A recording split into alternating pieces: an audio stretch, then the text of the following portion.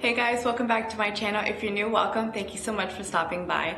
So today's video is one I've been wanting to do for a very long time. It's about long distance relationships, how it's been working for me, how I can give you guys advice. A lot of you guys have been asking me how it's been working for me, some advices that they could take away from my situation. So I thought, why not make a video finally to share with you guys. I also will have some pictures of us in this video, some from our wedding, some from before we got married. So if you guys are interested to hear what I have to say, please continue watching and I hope you guys enjoy. Alright guys, so I don't really have a template on how I was going to talk about this whole topic and discussion, but I thought it was time that I finally share with you guys how I deal with long distance relationship and how it has affected me, my relationship and everything. If you guys already know, I did get married June 22nd, 2018. That was 2 months ago, so it's still very fresh. I am a newlywed. But we got married in the courthouse and we'll be having a huge ceremony later once he's done with his master's program, which is in about a year, so I'm very excited for that. But before that and even up till now, we have been doing long distance relationship, and this is due to the fact that he's getting his master's degree in Madison, Wisconsin. So since graduating his undergrad, he went straight into getting his master's, leaving us to be separated. And I am currently in Washington, D.C., here living with my mom at her place where I grew up. So if I give you guys some back history, it'll help you understand our relationship. So we met at Virginia Tech my sophomore year, at the end of my sophomore year, and we started dating, and actually from an early part of our relationship, we have already experienced long distance. So during the summertime or during winter break, he would always be going back to Germany to spend time with his family. And all of his family actually lives over there. He came to the States to play soccer and got his degree here as well. And so we met my sophomore year. We had dated there for about 2 years, and then he decided that he wanted to continue his education, going straight into his master's. So we started long distance actually after I graduated with my undergrad degree, because he had a semester left after me. And so that was actually not that bad, because he was getting his undergrad still at Virginia Tech, and of course I already knew Virginia Tech because I had already gone there, so I knew his friends, his background, the teammates that he was with, where he lived. I was very familiar with Virginia Tech, and so that made it very easy to let him go and then deal with this whole long distance. And with that, it was easy to go visit him because it was only a 4-hour drive. So it wasn't as bad as having to purchase a plane ticket. It was an easy 4-hour drive to Virginia Tech, which is in Blacksburg, Virginia.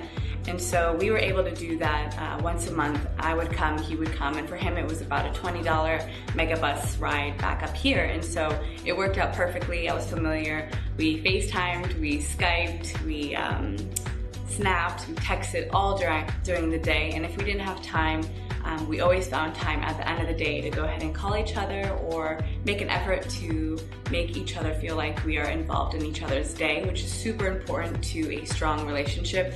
A lot of the times with long distance, it's really, you get this like terrible feeling that you feel like you're not involved, or you don't know what they're doing or where they're going. So with Snapchat, with everything, it makes it super easy to connect each other. And so we always stick to communication and openness and being able to express how we felt that day. And so if we didn't have time during the day, like I said, we always snapped or FaceTimed at the end of the day to say goodnight, even if it was just for a few minutes or something.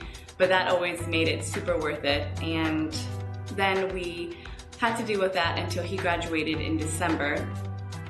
And then he went back for a month to Germany to go spend time with his family for the holidays, which was obviously necessary. And once again, we always called, especially with the time difference, it got a little bit hard. Sometimes he would have to stay up late to talk a little bit more to me, or we always had to find a way to fit time into our schedule, because I believe it's 6 hours ahead in Germany currently. So if it's 3 p.m. here, it's already 9 p.m. over there.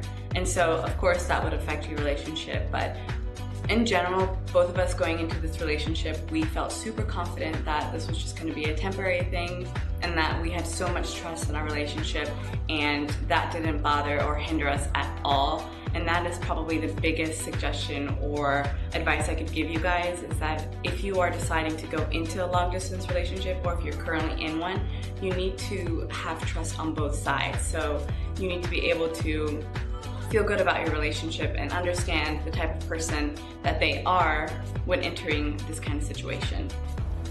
So when he started his master's program at Madison, Wisconsin, it was the same situation. He was playing soccer there, so a lot of practice, a lot of time commitment to that soccer team, and then he had homework, tests, exams to study for. So on both ends we were very busy. I had a full 9-to-5 job. I had Instagram and YouTube to keep up with, and then I also, on his end, he had so much to do. So it's very important to try to stay as busy as possible, but not too busy that you can't communicate or involve each other in your day. So that's something that I would advise you guys, is that you want to find something that you love, or a hobby or a passion or a job that takes up your time, so that when you have those sad moments or you feel alone, you have something to look forward to, or you're gonna lose your mind. Because if your relationship is your whole world, it will not affect your relationship well. And so keep that in mind when going into the situation, or if you're currently in one and you find yourself having those sad days, go learn how to knit, or go dancing, or work out, or something so then when you guys go ahead and talk, you have something to talk about and you're not just sitting there in awkward silence. So traveling wise, when he went to Madison, Wisconsin, obviously that's a further distance, and driving there is actually a 12-hour drive from DC to Wisconsin, and that is too long for me. I don't like long distance driving. Even the 4 hours to Virginia Tech always pissed me off. So when buying plane tickets, it's important to try to get them in advance, or the flights there are sometimes very expensive due to it being a small airport, which is so evil of them, because I can get a ticket from DC to LA cheaper than from DC to Madison, Wisconsin, which is so frustrating. But of course, since your relationship is important, and this comes with the situation that you're in, you just gotta find ways to make that money.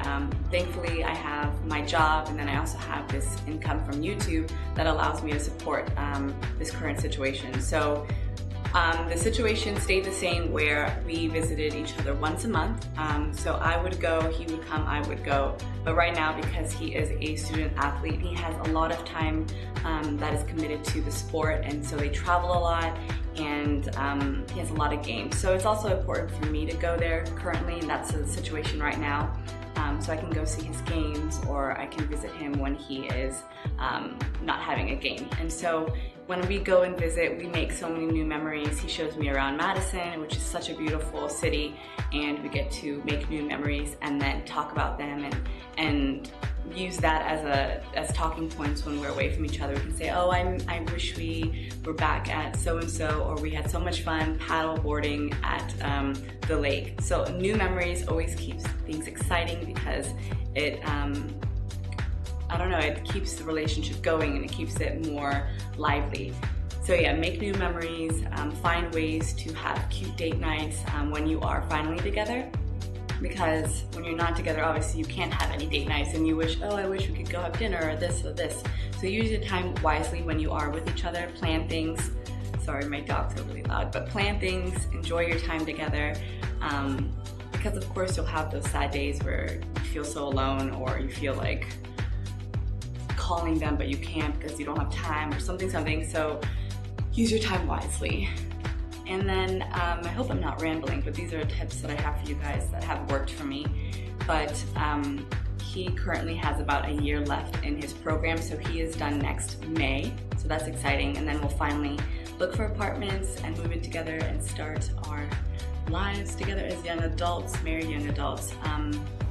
Just the general advice for you guys when going to relationships with long distance attached to it. Just make sure that you're going into it with clear expectations, having those conversations of trust and stability, and talking about how you expect the relationship to go on from that time forward.